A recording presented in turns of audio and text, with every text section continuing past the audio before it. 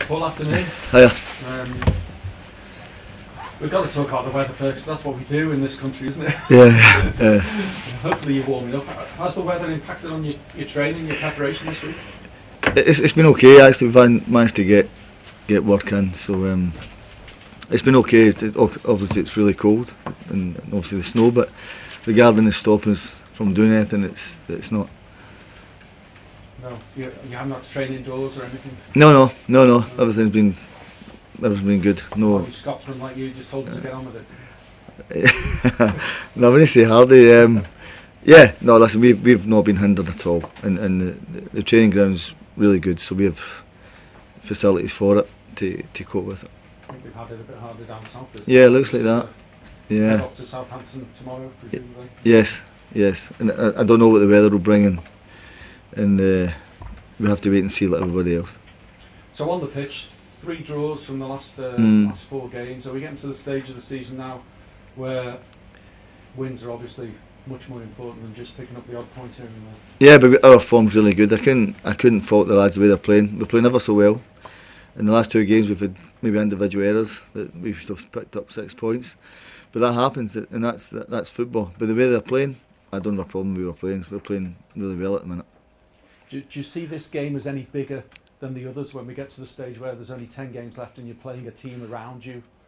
Not really. I view every game. I get asked that when I first came in. I said it was 15 cup finals. My view hasn't changed. As I said, we're in good form at the minute. I don't think the results have gave us what I thought were performances of merited. But the way we're playing, then we'll go to Southampton and try and win.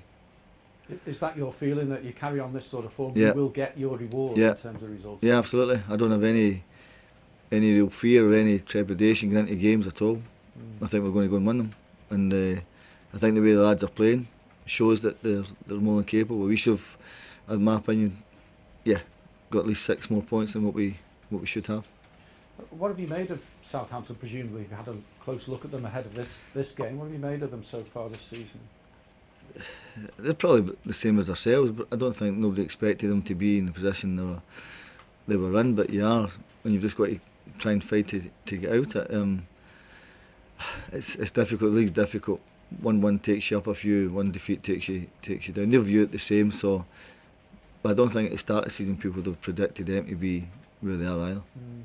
I know you say you're happy with the way you're playing. You can look at it a couple of ways, can't you? It's 1 win out of the last 9, or it's 1 defeat out of the last 5. I suppose more pertinent is the goals, isn't it? Only 6 goals scored in those last 9 games. Is that something that really concerns you?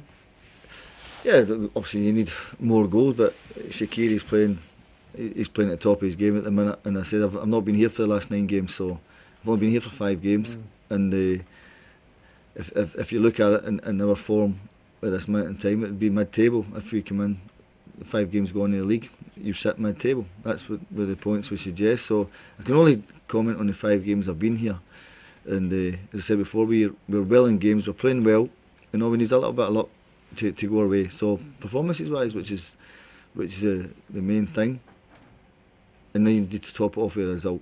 But performance wise, we can actually win games.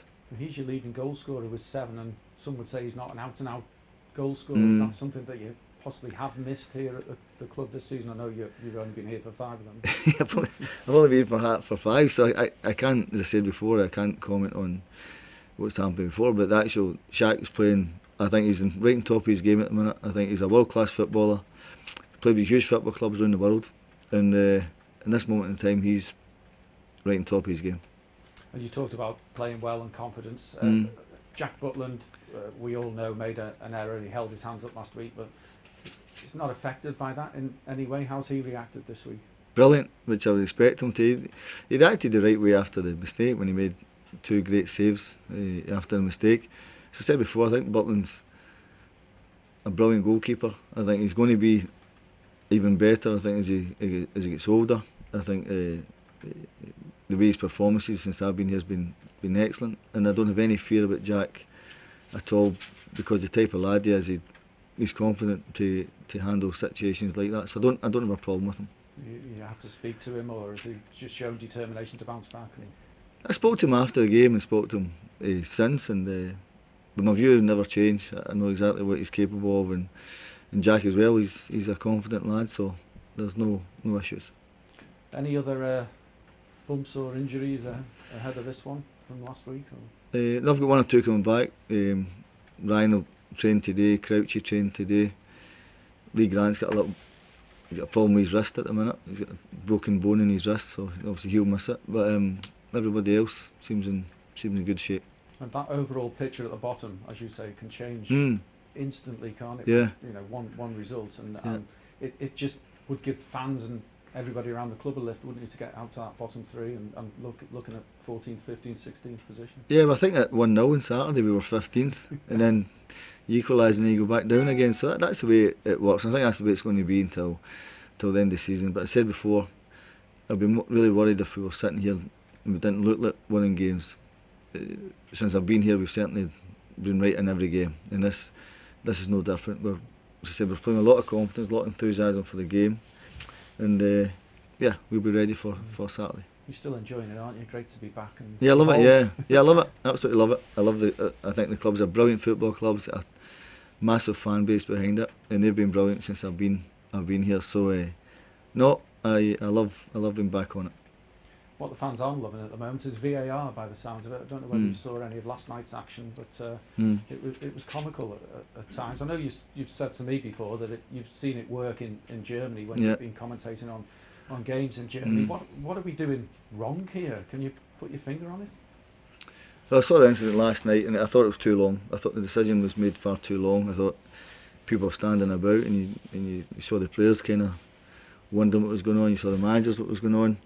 I think you're going to get teething problems in it because it's the first time it's been introduced really. I think in Germany when I saw Bayern play Bayer Leverkusen, it worked fantastically well in the first game of the season.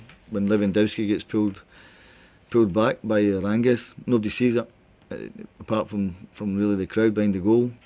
They shout for it and then the referee makes the signal that he's going to review it, and it was the right decision, but it went seamlessly. It was no an issue with it, and the first time I saw it was that game, so that went absolutely no problem. Maybe I think there's three people in Cologne that will help the referee what the decision is, and he gave it. And to be fair to him, it was 100% correct. It was a penalty. But at the time, for where I was sitting at the game, then I didn't see it. Are we in danger of taking the emotion out of football and ruining fans' celebrations of goals? I think if it takes as long as what it did the other night, yeah, I think you are. I don't think it can be as long as that. But I said before, I think you'll get teething problems in it until it goes pretty seamlessly. I think that will always happen. But I think if it goes the length that it did last night, then it will. But if it goes quick the way I saw it in Germany have had their teething problems with it as well. But the game I saw, I can only speak for the game I saw, that went within seconds, and and Bayern scored the penalty, and then you have the fans joy and celebrating. So I think you're going to get the teething problems from it. Would you be in favour of involving the fans and showing it on the big screens around the ground? I think it's one way to do it, but I think one thing, I think the referee's always in charge of the game. He's always got to make the call, whether he's getting something fed or whether something else goes in his ear, that he's got to make the call. I think that's first and foremost, that the referee can never be swayed by anything else other than his decision, and obviously he's got to rely on people to tell him what they've saw. Would it happen on the big screen? Yeah. I think if you do that, then maybe 80 or 90,000 people are going to have a different opinion for everybody else, so it's a difficult one. Best of luck at Thank you. Thanks.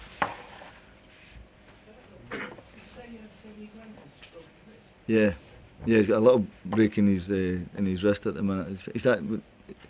He had it, and he felt it in the warm up against Leicester on Saturday, and it's really just kind of showed up. Is he going to be out for a while then? Well, about for a few weeks anyway. Yeah, leave about for a few weeks.